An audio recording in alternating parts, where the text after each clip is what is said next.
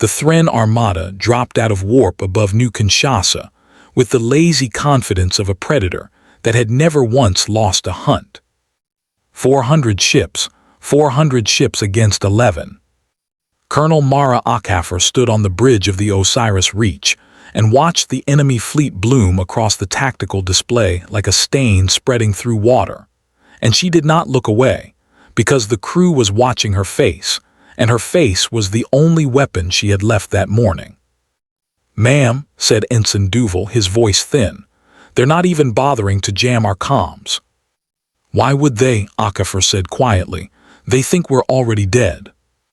Somewhere behind those 400 hulls sat the flagship of High Marshal Azun Threl, a vessel shaped like a closed fist, and inside that fist Threl himself was almost certainly laughing, because the Thren Ascendancy had spent 6 years studying humanity, and their verdict, delivered to every one of their client species across 9 systems, was simple. Humans were soft. Humans were slow. Humans had crawled into galactic society only 40 years ago, dragging behind them primitive fusion drives and sentimental notions about mercy, and the smart money in every betting house from Thren Prime to the outer Seasal said this war would be over in a week. Akafor had read the Thren's own intelligence reports, leaked to her 3 days ago by a source she would take to her grave. One line from those reports stayed, lodged behind her ribs like a splinter.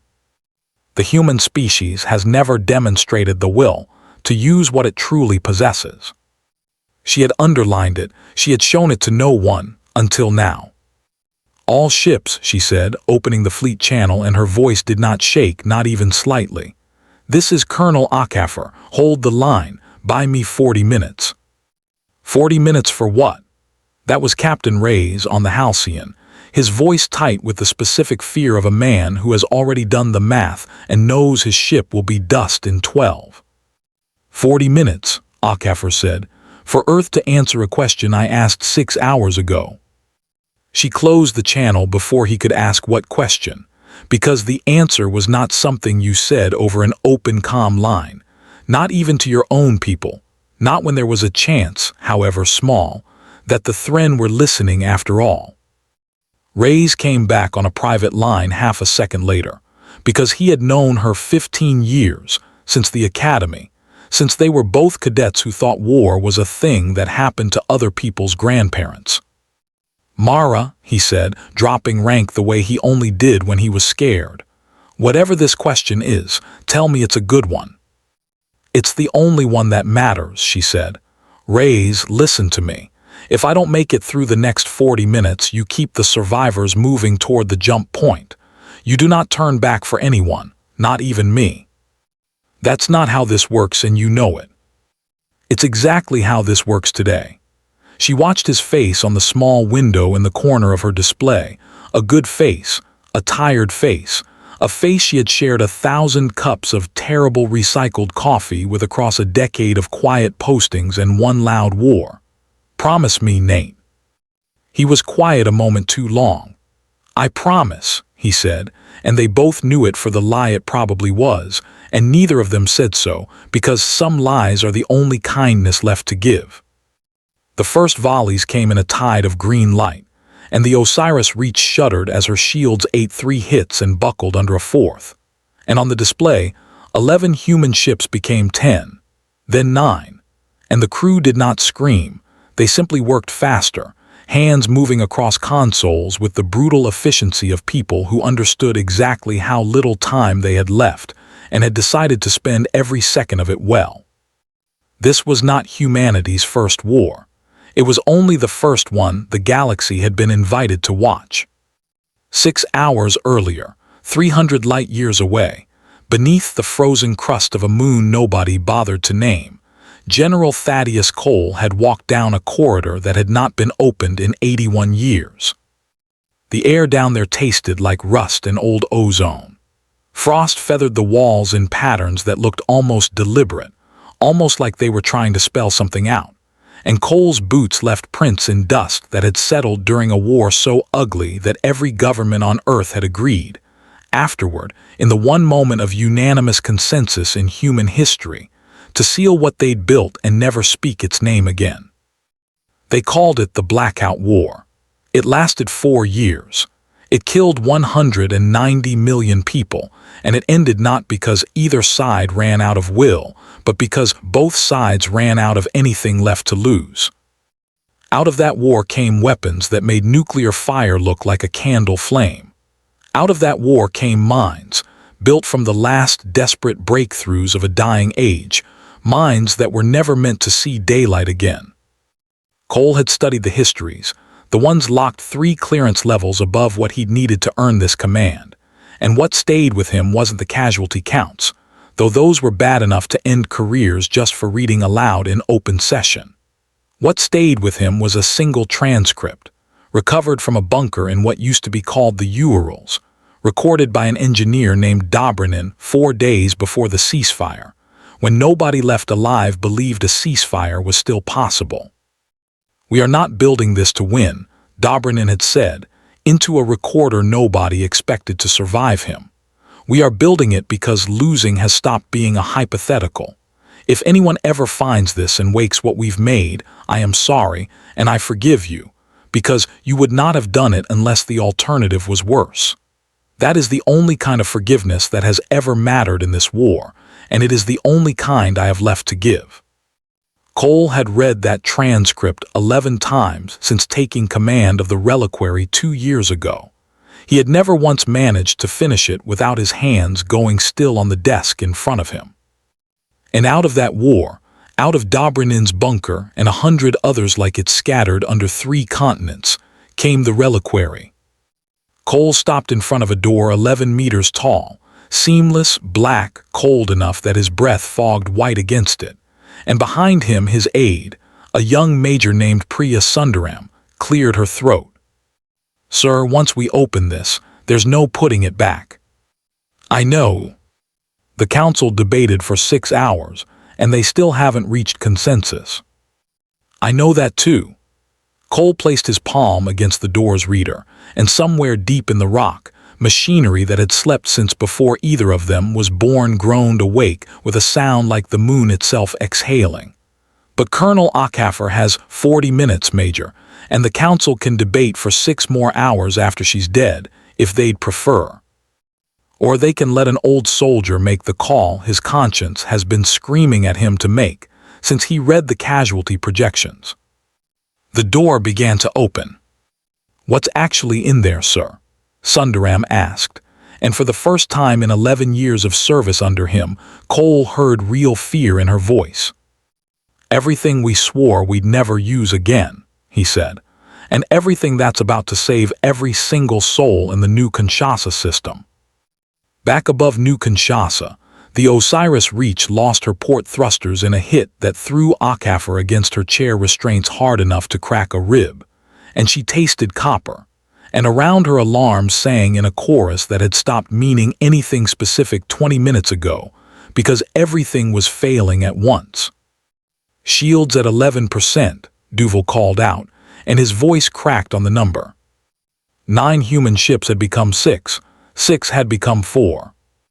The Halcyon took the killing blow at 09:41 ship time, and Achafer watched it happen in real time on the tactical display. A small icon that had been Nate Ray's in 211 grew a heartbeat ago, collapsing into a silent flash of white that the display rendered, with terrible clinical politeness, as a soft red X. There was no scream over the comm. There was no last transmission.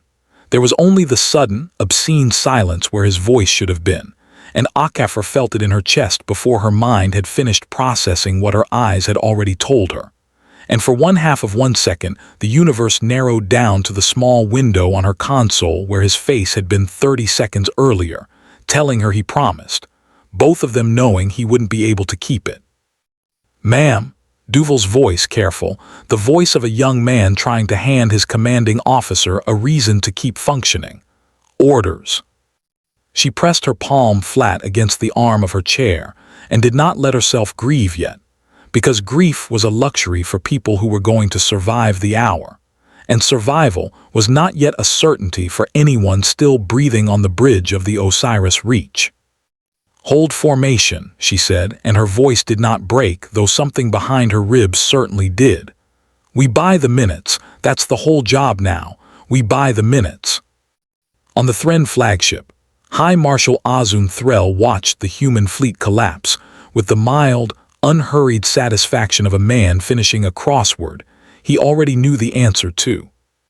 He had commanded 11 conquests in his career, folded 11 client species into the Ascendancy's long shadow, and each time the pattern had held with almost boring consistency: overwhelming force, swift capitulation, a generation of resentment that eventually cooled into obedience. Humanity, by every metric his analysts had handed him, would be the easiest of the 11. Their weapons were a full technological era behind the compact standard. Their fleet doctrine still leaned on concepts of honor and proportional response that the Ascendancy had abandoned 400 years ago as sentimental inefficiency. His own daughter, barely out of the officer academy, had asked him before he shipped out why the Council even bothered sending the full Second Fleet for a species this primitive. And he had told her, with the easy confidence of a man who has never once been wrong about a war, that overwhelming force spent early saves lives spent later. He believed that. He still believed it, standing on his bridge, watching the human fleet burn down to a handful of ships. He did not yet know that he was about to become the answer to his own daughter's question, delivered in a way that would follow his name for the rest of his career. "Casualties," he said, not really asking. "4 human vessels remaining, Marshal. Estimated full destruction within 9 minutes." 9 minutes. Threll made a small sound, something between amusement and disappointment, the sound of a species that had hoped, quietly, for a real fight and been given a formality instead. "Send word to the compact. Tell them humanity was exactly as advertised. Tell them." The censor officer interrupted him, and Threll would remember, for the rest of what turned out to be a much shorter life than he'd planned on, that the interruption itself was the first wrong note, because no officer under his command had interrupted him in 11 years of service. "Marshal, something just came out of subspace behind us." "One ship is not a fleet, Lieutenant, however dramatically it." "It's not one ship, sir." The lieutenant's voice had gone very strange, very flat, the voice of a mind trying to process information faster than it physically could. "Sensors are reading 41 contacts, and Marshal, I don't understand the readings. The hulls aren't matching anything in our threat database. They're not matching anything in anyone's threat database."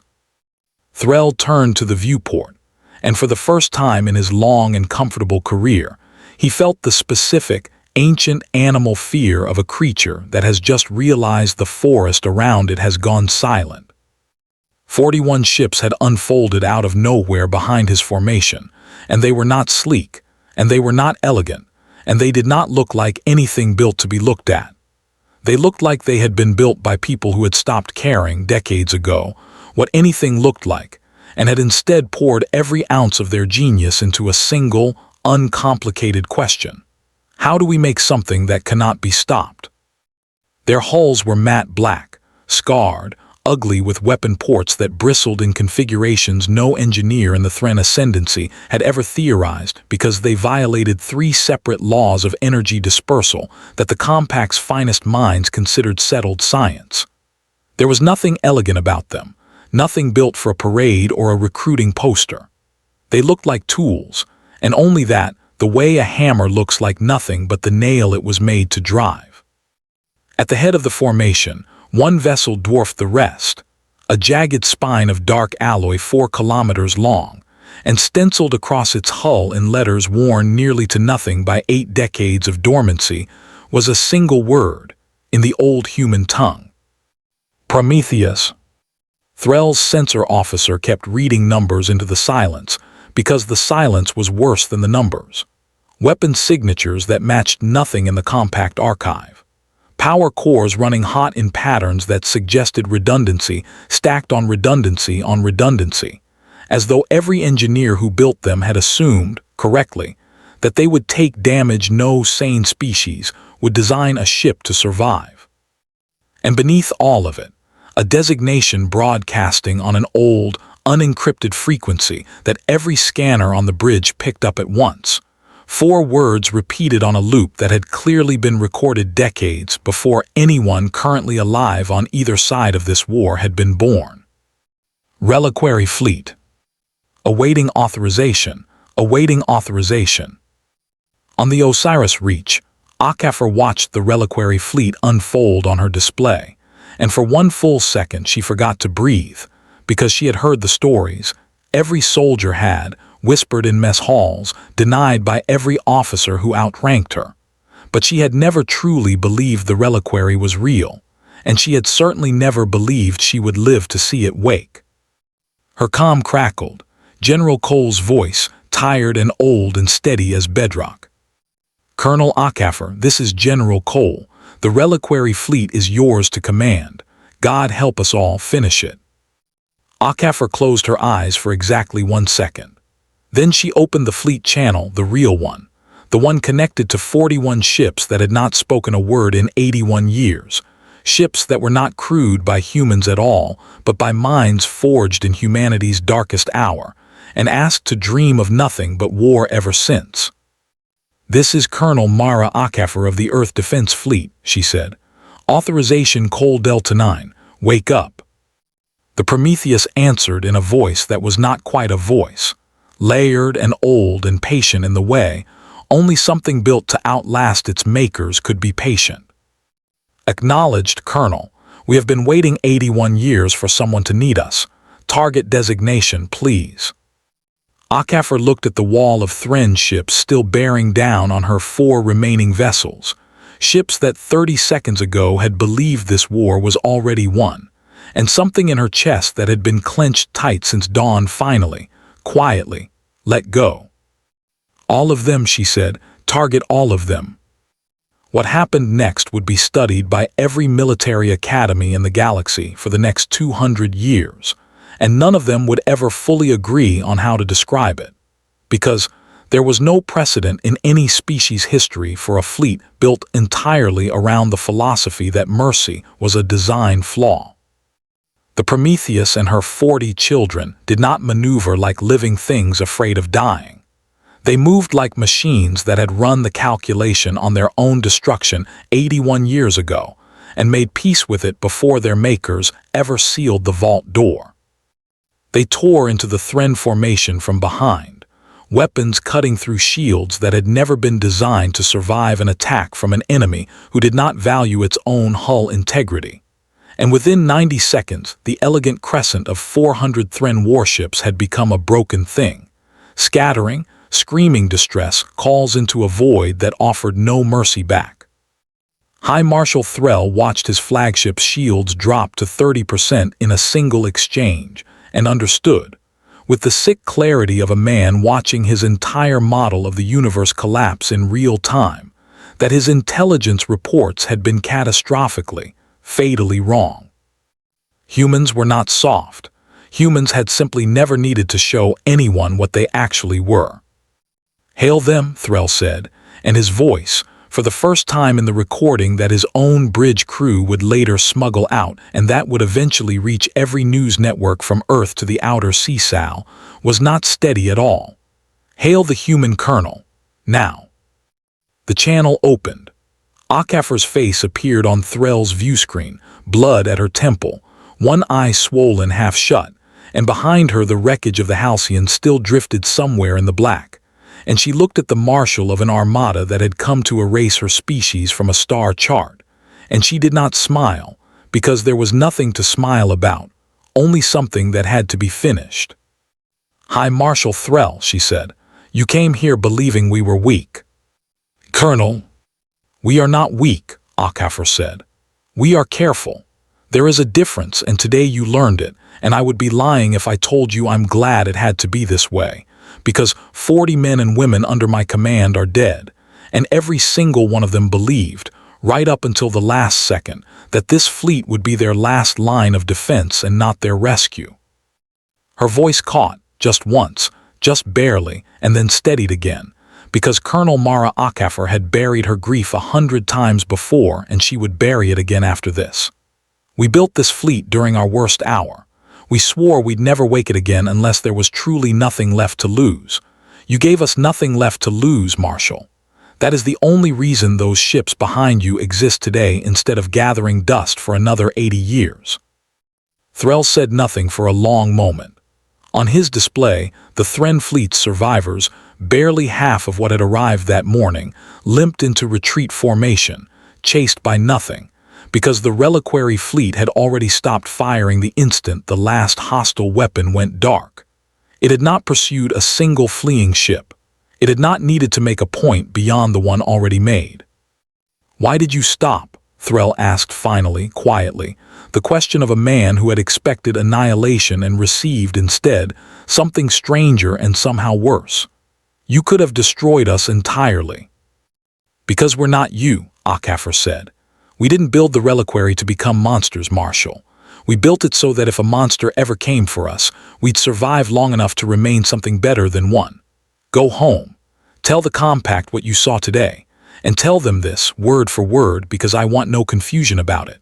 She leaned toward the camera, and every crew member listening in on both sides of that channel would remember exactly how quiet her voice went.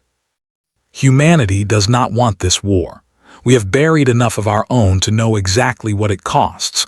But if you make us choose between our children and your comfort, we will always, always choose our children. Don't make us open this vault again." The channel went dark. Threll sat very still in the ruin of his own certainty, and somewhere behind him, his censor officer whispered something that would become, within the month, the single most quoted line in every intelligence briefing across a dozen star systems. "Sir, I don't think that was even their strongest fleet." He was wrong about that as it happened. It was. But the terror in the not knowing would serve humanity's cause almost as well as the truth might have. 3 days later, Colonel Mara Akafar stood in the cold silence of the reliquary's docking bay, watching the Prometheus settle back into her berth like an old soldier easing into a chair that had been waiting for him a lifetime too long. General Cole stood beside her, hands clasped behind his back, watching the same thing. 40 of my people didn't come home," Akafar said. It was not a complaint. It was a fact she needed to say out loud to someone who would understand its weight. "I know," Cole said.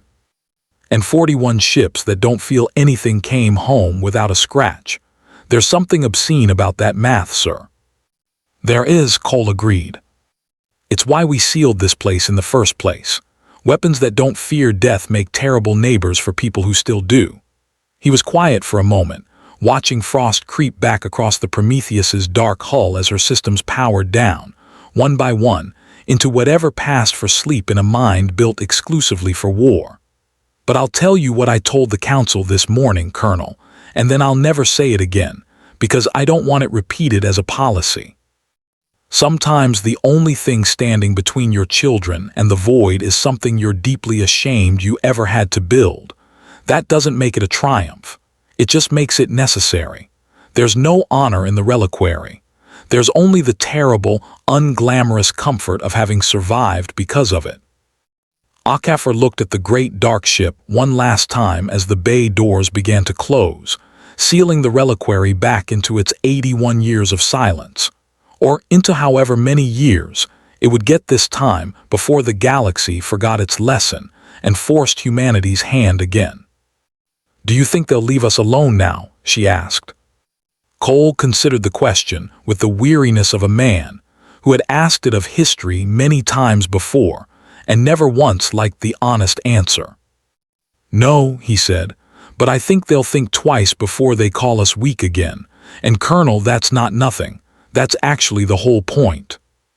Far above New Kinshasa, on the bridge of a battered flagship limping home through the dark, High Marshal Azun Threll filed his report to the Compact Council, and though he wrote 40 pages of tactical analysis and casualty figures and threat reassessment, the line that every reader would remember, the line that would be quoted in briefing rooms across the galaxy for the next generation, was the one he wrote last, alone, after everyone else had gone to sleep.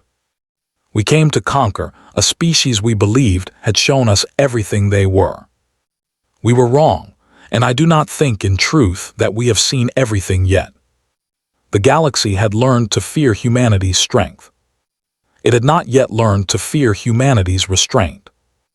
On New Kinshasa, 3 weeks later, they held a memorial for the 40 who had not come home, and Colonel Mara Akafor stood at a podium in front of families who did not want speeches, only names, and so she gave them names, one at a time, slowly, the way you'd hand someone something breakable.